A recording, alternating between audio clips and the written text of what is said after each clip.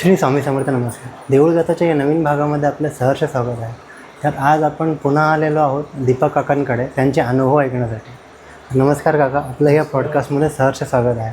मागचा जो पॉडकास्ट केला होता त्याच्यामध्ये लोकांचा प्रचंड प्रतिसाद होता.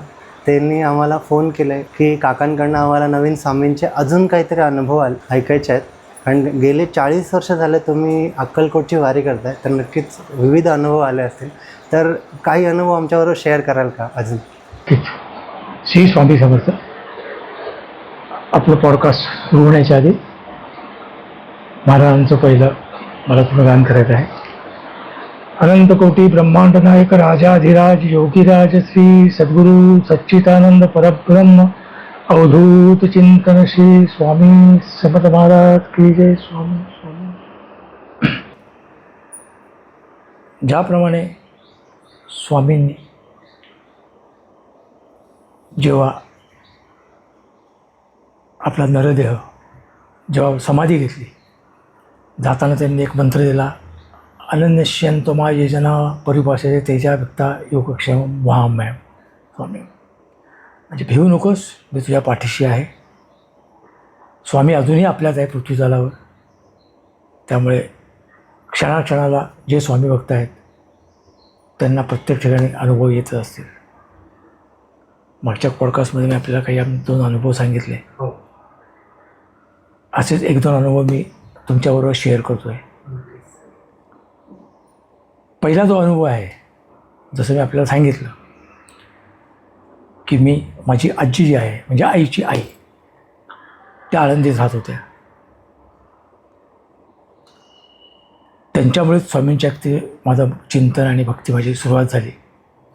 ही पहिली सुरुवात त्यांची आहे. त्याचबरोबर गुरुवाणी महाराजांचं सुद्धा मी आपल्याला मागच्या एपिसोडमध्ये सांगितलेलं होतं. तर दर सुट्टीच्या वेळेस मी आळंदीला जायचो. वेगवेगळ्या प्रकारचे अनुभव तेव्हा येत होते. सुट्टीच्या वेळेस महिन्यावर मी आळंदीला असायचो. मग तिथंच माझे बरेचसे मित्र आले होते. आता आमच्या आजींची सुद्धा तशा परिस्थिती हालाकीचीच. एका छोट्याशा खोलीमध्ये राहत होत्या. आता आळंदीचं पूर्वीचं आयुष्य म्हणजे काय, छोट्या छोट्या खोल्या, न्हाणीघर किंवा कुठल्याही गोष्टी असतात तर घराच्या बाहेर असायच्या, ज्याला आपण म्हणतो तट्ट्या वगैरे लावायचे, अशी न्हाणीघर असायची. प्रत्येक गोष्ट जी त्यांची तिथे होती ते असे आत्ता जेवढे सुधारित गोष्टी आहेत, फ्लॅट्स आहेत, खूपच डेव्हलप झाल्या आता आळंदी. पण त्यावेळेस बऱ्याचशा गोष्टी अशा होत्या की असं कुठली डेव्हलपमेंट नव्हती. मी तिथं जायचो नेहमीसारखं. पहिल्यापासून मला ब्रह्ममुहूर्तावर उठायची सवय, अगदी वयाच्या 14व्या वर्षीपासून ब्रह्ममुहूर्तावर उठायचं. तेव्हा इंद्रायणीच्या इथं जायचं सकाळी, तिथं स्नान करायचं आणि त्याच्यानंतर मग माऊलींच्या मंदिरात जायचं. माऊलींचं मंदिर 4:30-5ला उघडतं आणि मग माऊलींच्या मंदिरामध्ये 1-2 तास असायचं. तेव्हासुद्धा माझं मनाने चिंतन माऊलींच्या मंदिरामध्ये चालायचं. पण आता हा जो मी तुम्हाला अनुभव सांगतो आहे, हा अनुभव अजूनही माझ्या 60 वर्षे इतक्या लक्षात आहे. आता ही गोष्ट सांगणार 1974 सालची मी तुम्हाला सांगतो आहे. 1974 साली उन्हाळ्याच्या सुट्टीमध्ये शाळेला सुट्टी झाली होती आणि मी आमच्या आजींकडे राहायला गेलो. नेहमीसारखा एक 5-6 दिवस झाले होते आणि रोज सकाळी ठरल्याप्रमाणे मी 3-3:30ला उठलो. आणि त्या दिवशी मला असं का वाटलं की आपण इंद्रायणीमध्ये स्नान न करता स्नानगृहात स्नान करावं. आता स्नानगृह तट्ट्यांनी बांधलेलं स्नानगृह असतं. वरती सुंदरपैकी आंब्याचं झाड होतं, म्हणजे अजूनही तिथं आहेच ते झाड. आणि मी स्नानगृहामध्ये गेलो. स्नानगृहात जेव्हा मी गेलो तेव्हापासून जेव्हा मी स्वामींचं म्हणून चिंतन करत असतो. श्री स्वामी समर्थ माझं कंटिन्युअसली माझी नामावली चालूच असते स्वामी समर्थांची. स्नानगृहामध्ये मी गेलो. स्नान संध्या माझी चालू आली, स्वामी समर्थ चालू आले. आणि अचानक मी तुम्हाला सांगतो काय झालं असेल तर माझ्या अंगावर कधी पडलं जोरात. मी तुम्हाला सांगू शकत नाही आहे. मला वाटलं काय झाडाची फांदी वगैरे काय पडली का. हातामधला माझा तांब्या मी तसाच टाकला आणि तिथंच 2 हस्त घेऊन महाराजांचं चिंतन करत बसलो. साधारण 2.5 ते 3 मिनटं माझं चिंतन चालू होतं आणि माझ्या अंगावर एक मोठी गोष्ट पडली होती. मी विचार करत होतो काय झालं असेल, मला कळेना. 2-2.5 मिनटानंतर ती गोष्ट ॲटोमॅटिक तिथनं निघून गेली. मी पटदिशी आहे त्या पोझिशनमध्ये बाहेर उडी मारली स्नानगृहाच्या. 2 हात जे माझे जोडले होते ते जोडले होते आणि डोळे मिटले होते. डोळे पटकन उघडले तर 10 ते 12 फूट नागराज दर्शन माझ्यासमोर गेले होते. 2.5 मिनटं नागराज माझ्या अंगावर होते.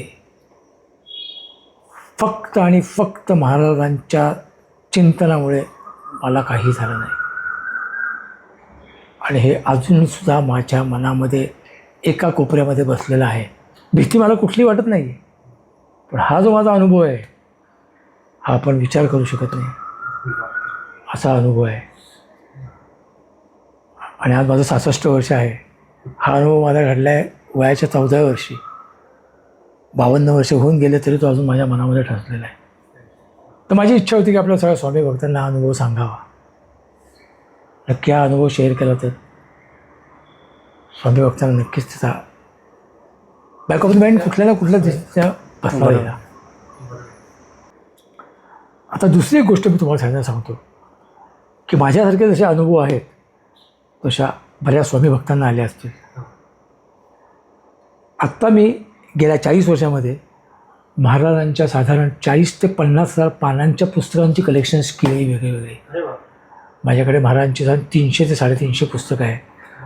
महाराजांचा 731 वर्षाचा जो संपूर्ण काळ आहे पृथ्वीतलावर आले 1149 साली राजस्थान हरियाणाच्या जवळ छेलेकडे हे जे ग्राम आहे तिथे वयाच्या 8व्या वर्षी वामन मूर्तीच्या याच्यात स्वामी प्रकट झाले. विजय नावाचा एक तिथे मुलगा खेळत होता, त्याच्यावर गोट्या खेळले स्वामी. आणि तिथून स्वामींनी जी सुरुवात केली ते 1878 30 एप्रिल या दिवशी स्वामींनी देह ठेवला. तर 731 वर्षाचा हा पूर्ण इतिहास माझ्याकडे साधारण 300 पुस्तकांमध्ये आहे. आणि 300 पुस्तकं म्हणा, 300 खंड म्हणा, 300 ग्रंथ म्हणा, या ग्रंथांची मी आता PDF फाईल तयार करत आहे.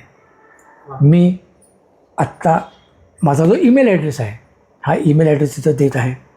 ज्या भक्ताला, ज्या साधकाला याची PDF फाईल पाहिजे असेल तर मी नक्कीच त्यांच्या व्हॉट्सॲपवर पाठवेन. पण मला त्यासाठी ईमेल करा. आपण तुमचा ईमेल ID स्क्रीनवरती मी दाखवेन. आणि मग ज्या ज्या भक्तांना हे पुस्तकं हवी असतील वाचण्यासाठी त्यांना तुम्ही PDF स्वरूपामध्ये ते पाठवाल त्यांना. बिलकुल, नक्कीच. खूप सुंदर कल्पना आहे, कारण मार्केटमध्ये ही आत्ता पुस्तकं अवेलेबलच नाही आहे. माझ्याकडे जे कलेक्शन आहे ते इतकं दुर्मिळ आहे की तुम्ही जरी गुगलला जरी बघितलं तर काही तुम्हाला कलेक्शन मिळणार नाही. अशी कलेक्शन जीर्ण स्वरूपामध्ये माझ्याकडे आहेत. आणि त्याची मी PDF फाईल करून नक्कीच आपल्या सगळ्या स्वामी भक्तांना शेअर करणार आहे. कारण स्वामींचा अर्थच पहिला आहे की मी स्वाहा. प्रत्येकाने मी स्वाहा केला पाहिजे, तेव्हाच प्रत्येकाला हे चांगले अनुभव येतील. तर आम्ही अजून एक गोष्ट ऐकली का आत्ता तुम्ही मध्यंतरी मस्तान बाबांना भेटून आले. पुणे स्टेशनला जे असतात मस्तान बाबा, त्यांना भेटून आले. तर त्यांच्याबद्दल काही अनुभव सांगा ना तुम्ही. आम्ही त्यांच्याबद्दल बऱ्याच गोष्टी ऐकलेल्या आहेत. तुमच्याकडनं काहीतरी आम्हाला. ही तर एक 7 दिवसापूर्वीचीच गोष्ट. अच्छा. एक माझे स्नेही आहे, तेही स्वामी भक्त आहेत. आदल्या दिवशी मला त्यांनी रात्री फोन केला की मस्तान बाबा महिन्यातून एकदा त्यांच्या मित्राच्या घरी जात असतात रास्तापेठेमध्ये. एक दिवस तिथं थांबतात. तर त्यांनी मला सांगितलं की ते आज ते त्यांच्या घरी येणार आहेत. त्याच्या आधी आपण सकाळी रेल्वे प्लॅटफॉर्मला जाऊया. साधारण 6 नंबरच्या प्लॅटफॉर्मवर ते असतात. त्यांचं आपण दर्शन घेऊया आणि त्यांच्याचबरोबर आपण त्यांच्या घरी जाऊया. म्हटलं ठीक आहे, हरकत नाही. सकाळी 5:30लाच मी त्यांच्याकडे गेलो. 5:30ला मी आणि माझे मित्र जे स्नेही स्वामी भक्त आहेत ते आम्ही पुणे रेल्वे स्टेशनला 6 नंबरच्या फलाटावर गेलो. 6 नंबरच्या फलाटावर जेव्हा गेलो तेव्हा महाराज मस्तान बाबा खालीच बसले होते. 1-2 भगिनीसुद्धा तिथं होत्या. जेव्हा मी आणि माझे मित्र गेलो तर त्यांनी लांबनंच आम्हाला हाताने सांगितलं की तुम्ही जा, इथं येऊ नका आतमध्ये.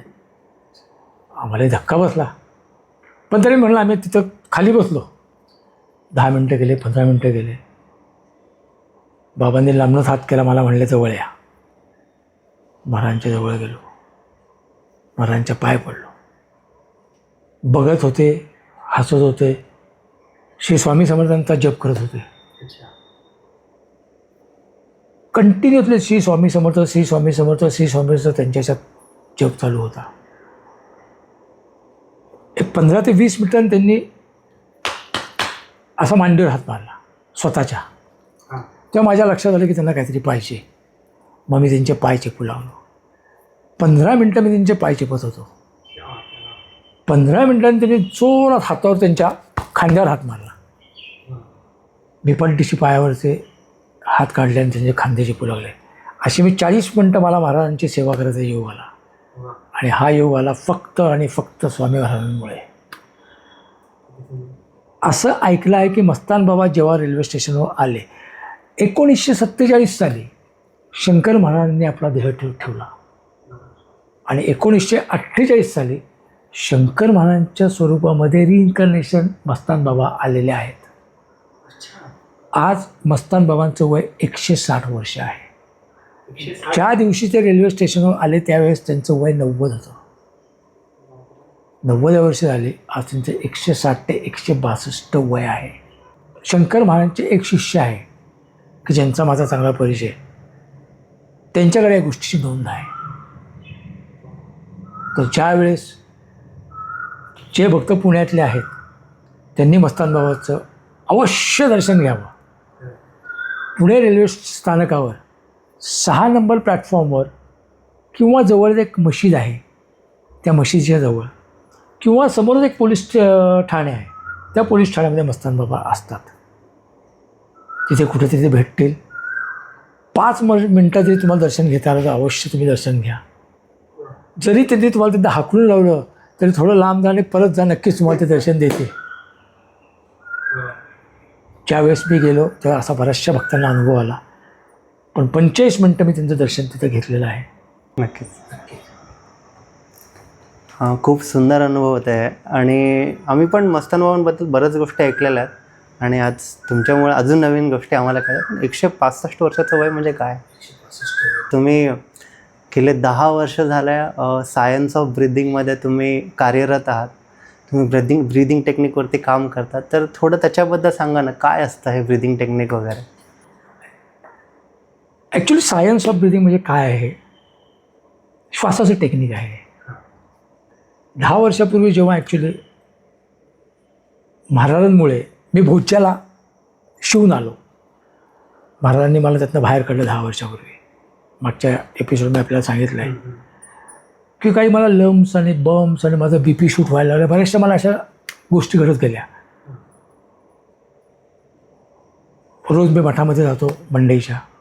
21 प्रदक्षिणा माझ्या दर गुरुवारी असतात. त्यामुळे जो मला महाराजांनी चमत्कार दिला, त्या चमत्कारानंतर मी अशी एक सुरुवात केली, अशी एक माहिती गुगलवर काढायला सुरुवात केली की हा जो चॅलेंज आहे, या चॅलेंजमधून बाहेर येण्यासाठी काय केलं पाहिजे. असे किती जणांनी आता या चॅलेंजमधून बाहेर आलेले आहेत. असे बरेचसे लोक बाहेर आलेले आहेत. त्यावेळेस मला लक्षात आलं की हे जे ब्रिदिंग टेक्निक आहे याचा मी पूर्ण अभ्यास केला. ब्रिदिंग म्हणजे आपण जो श्वास घेतो त्या या श्वासाचा श्वास म्हणजे काय? श्वास म्हणजे नुसतं ऑक्सिजन नाही आहे, तर श्वास म्हणजे प्राणवायूसुद्धा आहे. प्राणवायू हे जे तत्व आहे याला म्हणतात आकाश तत्व किंवा इथर तत्व. या इथर तत्वामुळे आपल्या संपूर्ण शरीरामध्ये जेवढं आपण डीप घेऊ तर वेगवेगळ्या प्रकारचे बदल होत असतात. ही जी सायन्स ऑफ ब्रिदिंगची जी टेक्निक्स आहे, ही टेक्निक्स मी 10 वर्षामध्ये शिकलेलो आहे. आणि असा माझा दावा आहे की छोट्यातल्या छोट्या चॅलेंजपासून, ज्या चॅलेंजचं आपण नाव घेत नाही, नाव घेऊसुद्धा नाही, हा चॅलेंज पूर्णपणे बरा होतो. ॲलोपॅथीवर माझं कुठलंसुद्धा ऑब्जेक्शन नाही, ॲलोपॅथी घेतच राहावं. पण त्याबरोबर जर प्राणवायूची जी प्राणायामाची जी टेक्निक्स आहेत, जसं एक्झाम्पल काही बॉक्स ब्रिदिंग आहे, कोहरंट ब्रिदिंग आहे, डीप ब्रिदिंग आहे, ही जर आपण ब्रिदिंग टेक्निक्स 70 मिनटाचं एक पॅकेज आहे. 70 मिनटाचं आपण ही जी टेक्निक सकाळी केली, एस्पेशली ब्रह्ममुहूर्तावर, तर जगातला असा कुठलाही चॅलेंज नाही आहे, डिसीज नाही आहे, रोग नाही आहे जो बरा होणार नाही आहे. आत्तापर्यंत मी साधारण 100 ते 125 जणांना यातनं रोगमुक्त केलेला आहे, ज्यासाठी 1 रुपयाही खर्च येत नाही. तर आता मी असं एक मनामध्ये एक ठरवलं आहे की सगळ्या भक्तांना, सगळ्या साधकांना याचा फायदा मिळावा. म्हणून मी याच माध्यमातून समीरदादांना त्रास देऊन असे एक एपिसोड, एक 6 ते 7 एपिसोड मी हे संपूर्ण कव्हर करणार आहे. तेव्हा आमच्यासाठी खूप मोठी गोष्ट आहे. म्हणजे आता सपोज कोणाला तरी हे शिकायचं असेल किंवा ज्यांना काहीच माहीत नाही, आमच्यासारखं आम्हाला काहीच माहीत नाही, बेसिकपासून चालू करायचं असेल त्यासाठी काय? बेसिकपासून चालू करायचं तर मी माझे ऑनलाईनचे सगळ्यांना माझा लिंक देईन. त्या लिंकवर तुम्ही जर सुरुवात केली सकाळी 3 ते 5 तर मी तुम्हाला नक्कीच त्याच्यावरती माझं 3 वाजता बरोबर चालू होतात, तर 3 ते 5 या दरम्यान मी तुम्हाला वेळेचे स्लॉट देत जाईन आणि त्यानुसार मी तुम्हाला सगळं शिकवत जाईन. पण बेसिक, पण म्हणजे सुरुवातीला आपण पॉडकास्टद्वारे सांगत जाऊया आणि मग त्याच्यापुढे मी लिंक देत जाईन, म्हणजे त्यांना जास्त सोपं जाईल एकदम.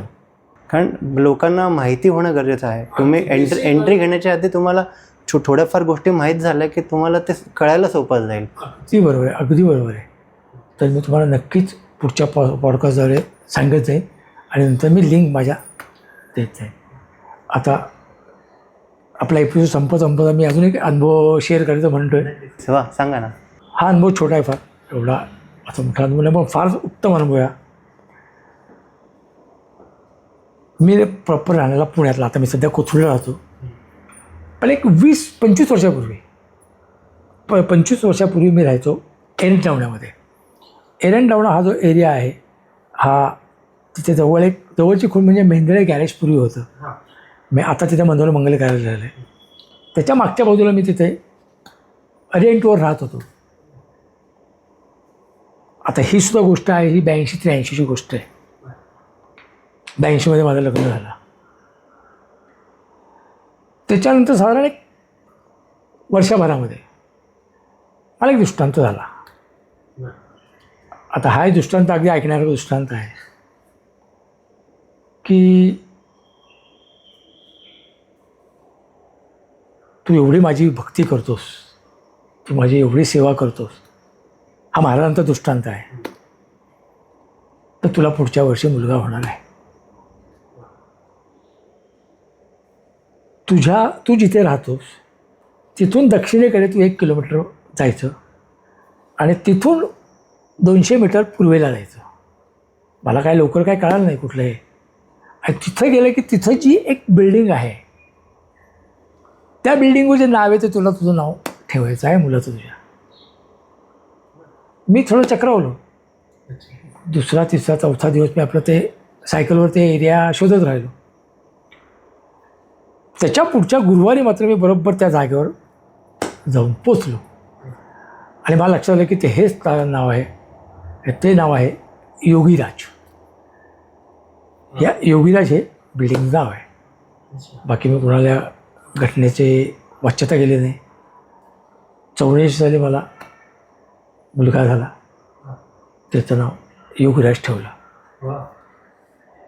या दृष्टांतावर अजून एक दृष्टांत तो झाला होता की त्या बिल्डिंगचं जे नाव आहे ते तुला मुलाचं नाव ठेवायचं आहे आणि तो पाण्यावरती असेल. हे मला कळालं नाही, पाण्यावरती असेल म्हणजे काय. त्याच्यानंतर आता मला त्याच्यानंतर 20 वर्षांनी कळालं की माझा मुलगा आहे हा मर्चंट नेव्हीमध्ये आहे,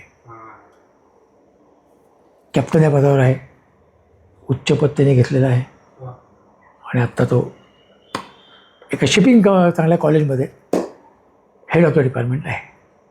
आत्ता ती मला लिंक लागली की हे काय असेल. असा अनुभव आहे.